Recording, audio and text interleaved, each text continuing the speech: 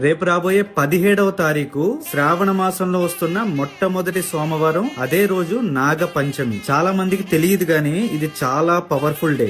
ఆ రోజు నవనాగ స్తుతి అని ఒక చిన్న శ్లోకం ఉంటుంది, 9 మంది నాగుల పేర్లతో కలిపి. ఆ శ్లోకాన్ని కనీసం ఒక్కసారైనా చదువుకోవడం వల్ల చాలా మంచి ఫలితాలను ఇస్తుంది. ఆ శ్లోకం ఏంటంటే, అనంతం వాసుకిం శేషం పద్మనాభం చ కంబలం శంఖపాలం ధృతరాష్ట్రం తక్షకం కాళీయం తథా. ఆ స్తోత్రం యొక్క ఫలశ్రుతిలోనే ఉంటుంది సంతానానికి, వివాహానికి సంబంధించిన డిలేస్, శత్రు భయాలు, రోగ భయాలు, కుజ రాహు కేతు వంటి గ్రహాల యొక్క దోషాలు ఇవన్నీ కూడా తొలగిపోతాయి. ఆ నాగ పంచమికి అంత శక్తి ఉంది ఆ రోజుకి. అందుకే ఆ రోజు ద్రాక్షారామం దగ్గరలో ఉన్న కుందాలమ్మ చెరువు దగ్గర శివుడికి, జంట నాగులకి అభిషేకం చేస్తున్నాం. ఈ విషయాన్ని మళ్ళీ ఎందుకు చెప్తున్నా అంటే, ఇది చాలా పవర్ఫుల్ డే, పవర్ఫుల్ అభిషేకం. మన pendiala.com లో రెగ్యులర్ గా పూజలు చేసుకునే వాళ్ళకి ఆటోమేటిక్ గా డిస్కౌంట్లు అప్లై అవుతుంటాయి. ఎందుకంటే